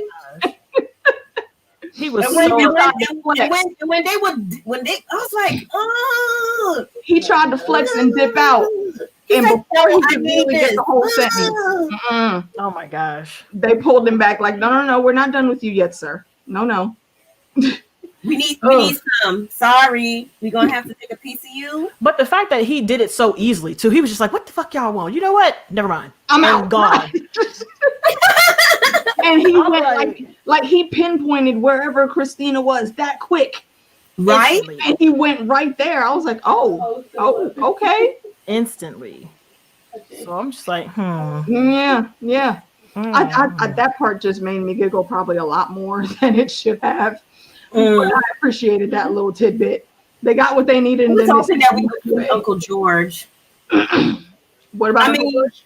I would have hoped. I was hoping that they would brought back Uncle George. But I was hoping till the end. I really thought we were going y'all were. I knew they weren't going to because he had nothing to do with this side of the family. Like, it wasn't. Yeah. It had nothing to do with him. I still wanted Uncle George back. I know.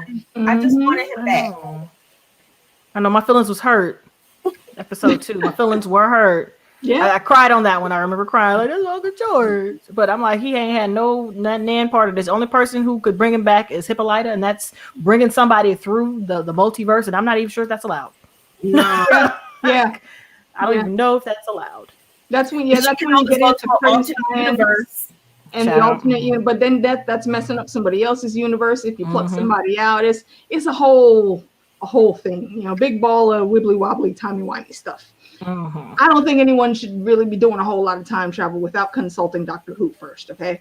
Or Dr. Hippolyta. Or this Dr. point. Hippolyta, exactly. Yeah.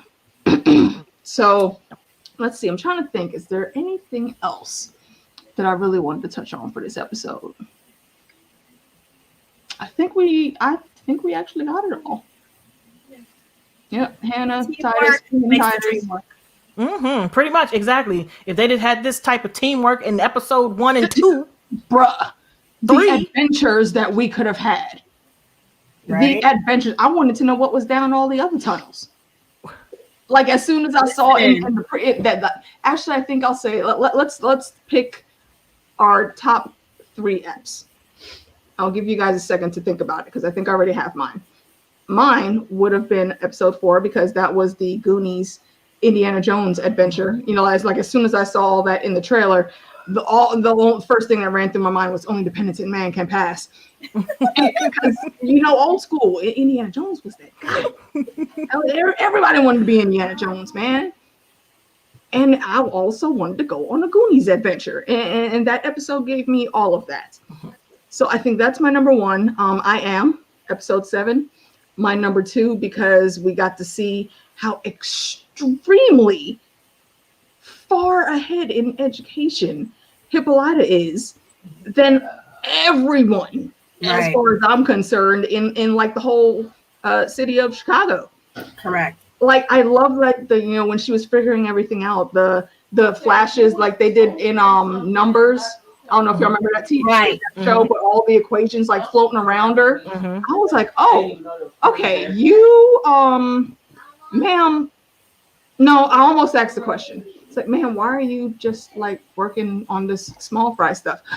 Yeah, that's right. My bad. I forgot because of you being black. Unfortunately. Yep. Like how much greatness is missed out on because of prejudices, Correct. And I really love seeing Hippolyta go through all of that. She found herself, she stopped letting herself be small on on her own and letting other people make her smaller. And I think she came back all the better for it. She fully turned into the superhero that her daughter has always seen her as. Right. And I thought that was very powerful. And also, again, with hair things, that blue was giving me everything because that looks so great with her skin tone. I think they could have had a better style for the wig, a little bit better style, but the shade of blue just, popped. I absolutely loved it. And I think I'm going to say maybe it's a tie between the first and the last episode for my number 3.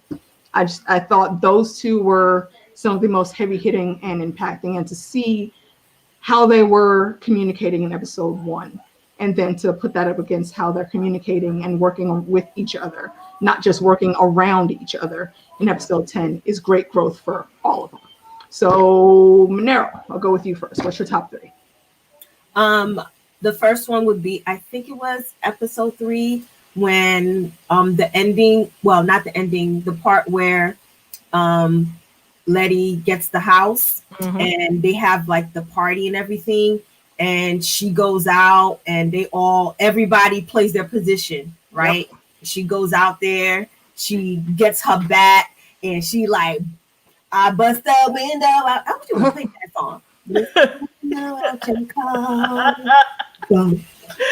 And then her sister rolled up. Everybody played their position. In the trunk. She put on her coat, right? She put her coat on and was like, I'm ready.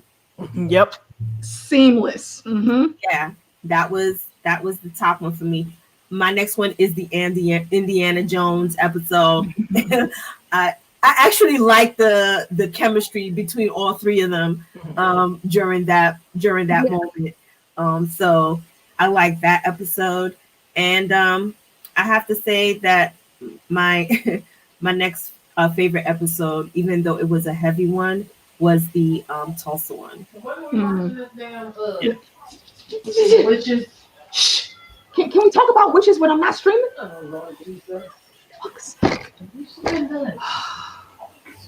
I'm sorry. Please continue.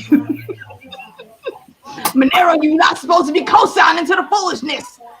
Help! Listen, I know what it's like to live in a West Indian home. So, oh my gosh, it's okay. I get it. I understand. It's funny. I totally understand. All right. Were you done with your list, though, madam? Yes. Okay. Meeks, go ahead. What you got? All right. My favorite episode was the Hippolyta episode.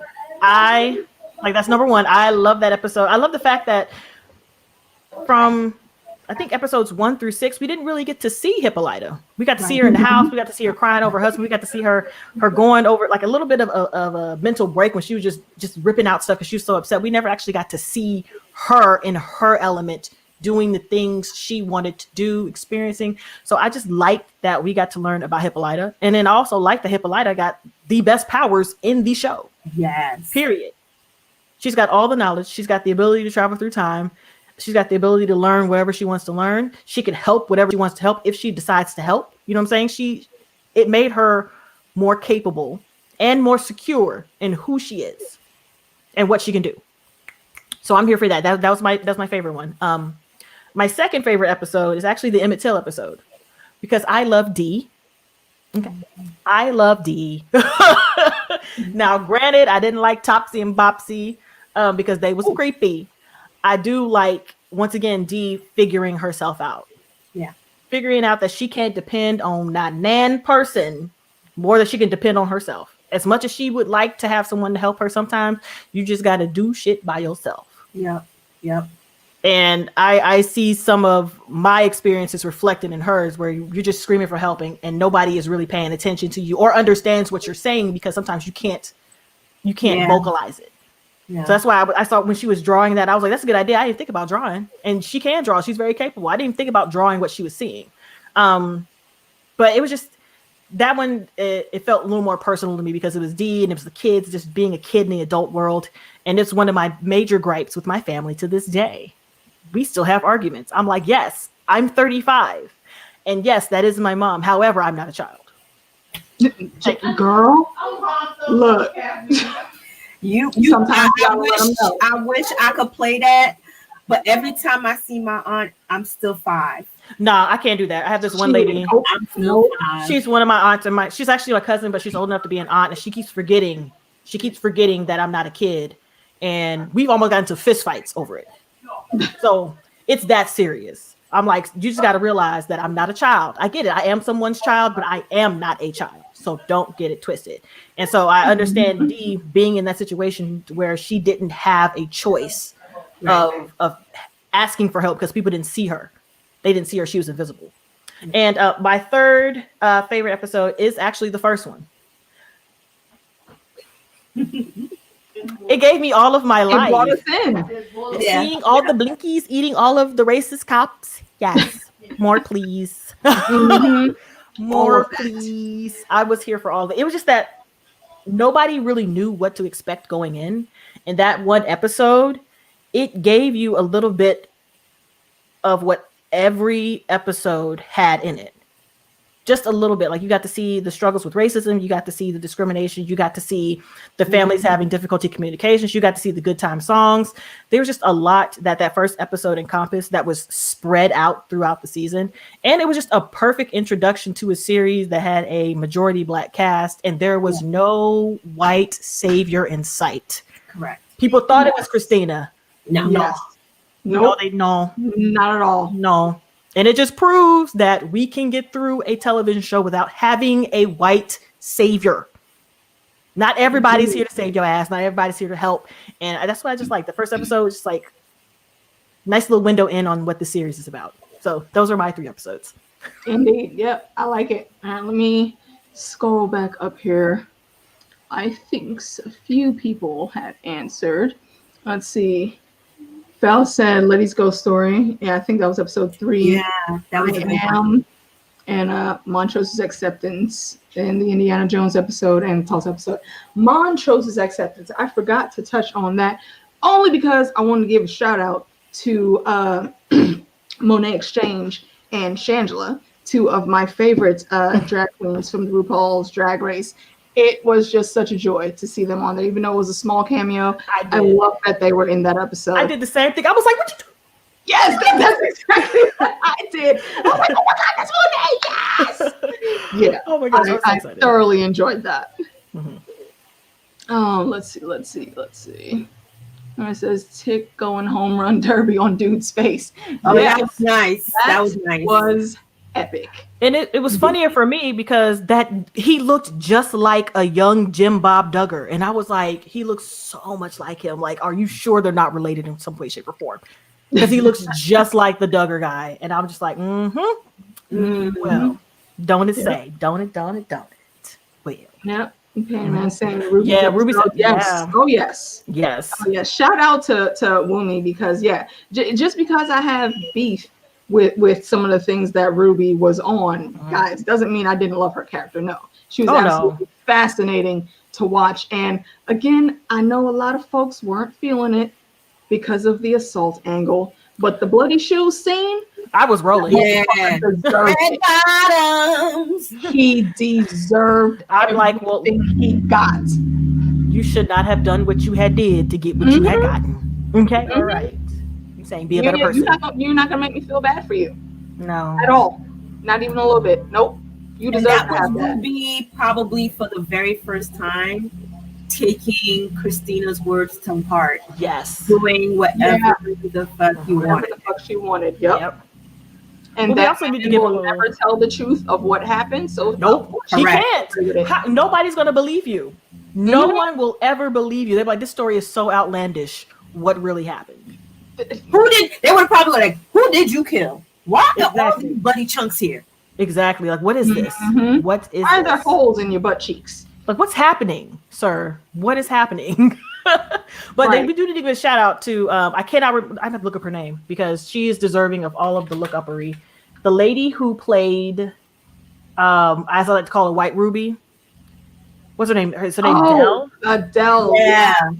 That actress, Yeah, she has like her own band and company going on. Jamie too. Newman. Yeah.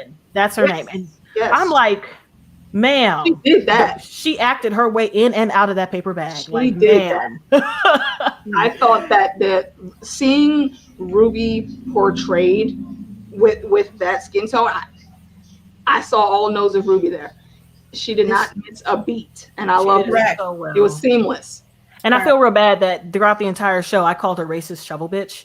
So when I see her, I'm like, look, it's racist shovel bitch. I mean, that was her original character. So, I mean, Yes. I was like, what is going on here?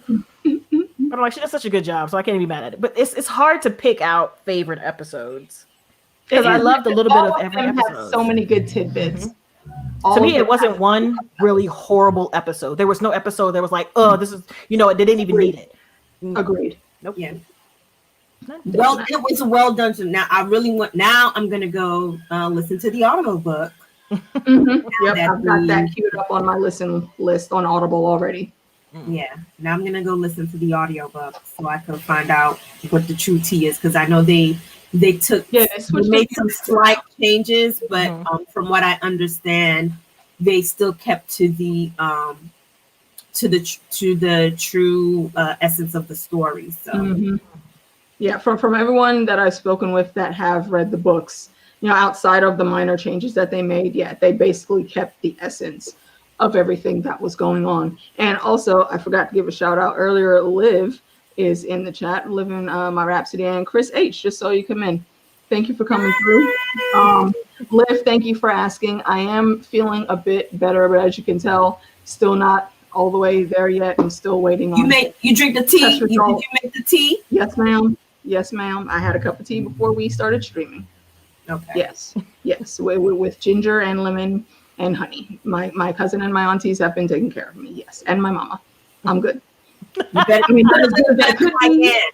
Put a little bit of cayenne in the cloves. Now the cloves is gonna give it a real huge kick. And We usually put cloves in tea when we make aniseed tea. So yeah, yeah. that's what I'm used Cloves to. is really. Now they say you're supposed to take a clove and bite down on it and swallow it real quick. No And thanks. That is because it's more potent that way. Like you get it directly than actually having it in tea. But I don't know if I want to do that part. listen, that's some old stuff my grandmother used to make me do. Listen, I never stepped foot in a hospital other than to get shots. Otherwise, I've never gone to. I never stepped foot in a hospital for like nothing until I became an adult. Lucky you. Right? Because my grandmother did not play that. She had a tea, a leaf, or something that she was gonna concoct for me to drink, and I didn't have the option of saying I don't want that. I didn't have the option to say I don't want that. Yeah, to avoid saying I don't want that, I just didn't let anybody know that I was sick. Because great grandma, I'm not sitting here eating mayonnaise and banana sandwich because I have an upset stomach. I'm not eating that. Mayonnaise and banana. Oh, Yeah, it's supposed to make you feel better.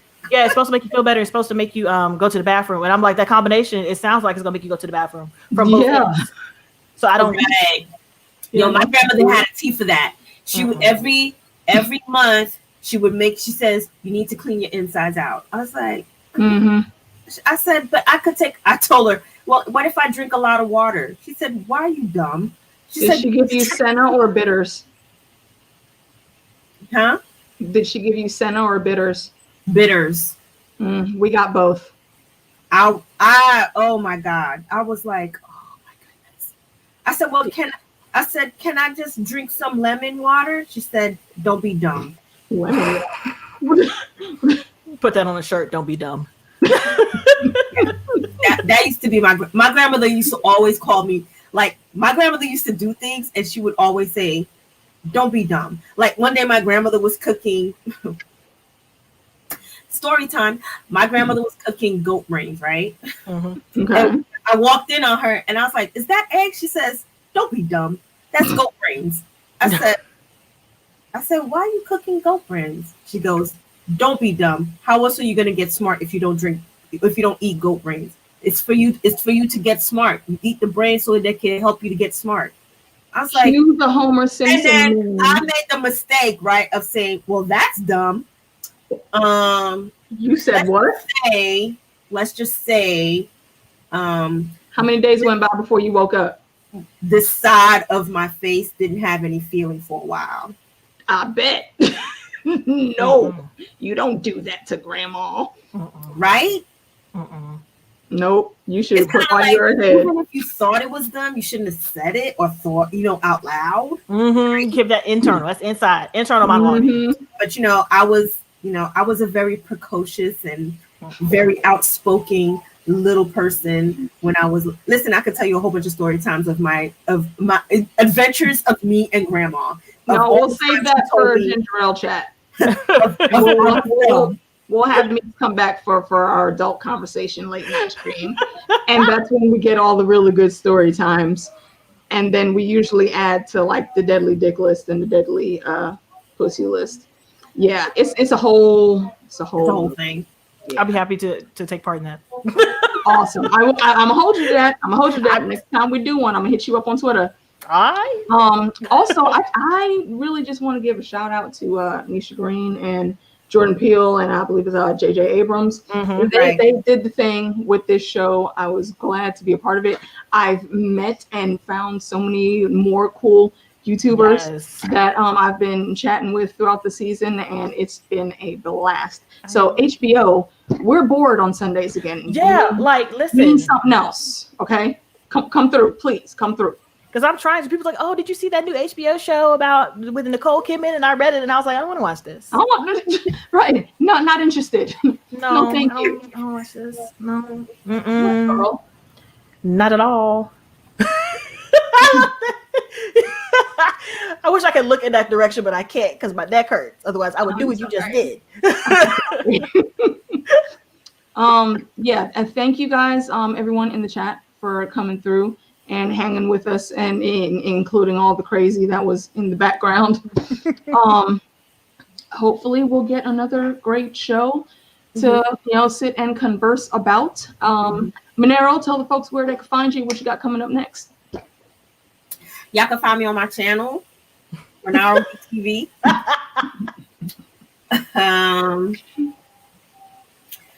I actually have been, you would be proud of me, AK.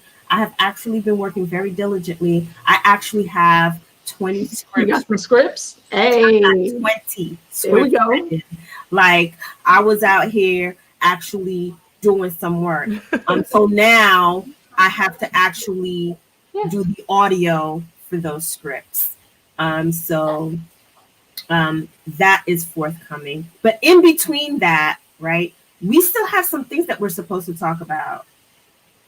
I believe we had some expanse and altered carbon to get back to. Correct. Yes. So I look out for that. I do have a ginger ale chat coming. I think I want to do it after Election Day. Oh, we're going to need it after that. No matter who wins, we're going to need it. Chat will be coming. I think the first thing I'm going to do is we're going to do ginger ale chat first, and then we'll come back and let's come back and do Watchmen, because I need to talk about Watchmen. Yeah, I'm down to talk I have not seen that. about Watchmen. Wait. Hold on. Did you say you haven't seen Watchmen yet? Nope, that's on my list. I mean, Manaro, can we add some? Yes. Things? Yes. That's on my Yes. list. Oh, okay. Well, you I'm gonna need let us know you that- to binge that. I can't binge anything because I have to record everything. Yes, she's got to do the reactions too. Yeah, I got it. Okay. Like anything I'm watching, I put up a reaction for it, so I have to make sure. That's why my time. Get through that, and let us know when you get through it, and then we will. We're gonna do this. Okay, deal. We will come back into the recap. So, but for me, look forward to a ginger ale chat after election day, and as always, they are only available, I think, for 24 hours. That night only. They're gone. So if you are not there when they're happening, then all you're gonna see is Thanos dust. Yeah. The strength of the ginger ale will now be stripped away. Yeah. That's all If you go on my channel, ginger ale chats are not available for viewing. They are only available at the time that they are live. Mm-hmm. And then once the live is done, they are gone. So and that is and the purpose of that is because of the new age that we are in. I know most people got jobs. I'm retired, so I don't give a F. So ain't nobody gonna be clocking me or checking for me. But I know everybody else got like people that be trying to lurk and trying to, see what they saying, if they're being inappropriate. And I ain't got time for that, because that's not what ginger ale chat is for. Everybody to come and let your hair down and say what you want to say and just be you, right? And drink. Don't forget to drink. Yeah. So that is the purpose of ginger ale chat. It's not meant for somebody to come in and be like, oh, they was you saw what she said, she nasty, blah blah blah, and then I don't need that happening. So for the purpose of trying to protect everybody's privacy, and so we're gonna come together, ginger ale chat, and then once it's done, it's done. So indeed, that's it. And go vote, damn it, go vote, folks. That's all I got. All right, Meeks, what you got coming up, my lady? I have all the things. I have a series that I do every single day. One of the series, but here's the things that I'm reacting to in case people want to come join my channel and watch. It's a lot. For the live action shows, right now I am reacting to Rome, HBO's Rome. There's 2 seasons. I'm on the 2nd season now. I am doing Peaky Blinders. I'm on season 3. Season 4. I just started season 4. And I think that's the only thing I'm doing. Nope, I'm a liar. And I have a foreign. This is K-drama. I'm also in the land of K-drama. It's my life. I love K-drama. And I'm watching Itaewon Class right now. I'm almost finished with that one. I have 4 episodes left. And on the anime front, it's a lot. I got to go by day. I got to go. Sunday, I'm watching Moriarty the Patriot. Wednesday, I'm doing Noblesse. Thursdays, Akudama Drive. Fridays is Fire Force and Jujutsu Kaisen. Saturday is Yashahime, Half Demon Princess. I'm also reacting to JoJo's, and I'm also doing Castlevania. I'm playing games right now. I'm just doing hidden object games because they're easiest for me to get through. Resident Evil 3 will be coming up as soon as I unbox my collector's edition. And I have a chair review, some unboxings and stuff. I have all the things. All the things. That's good. That's good. It's at least 2 videos every single day. So awesome. That's right. K-dramas are bae. That's right. Yes, they are. Listen, if you have not watched a K-drama, you are missing half your life. And yes, That's your life. Just don't think because you got to read subtitles that you're not going to be able to keep up what's happening. Trust me. Watch one, you're going to wake up like 3 days later and be like, what happened?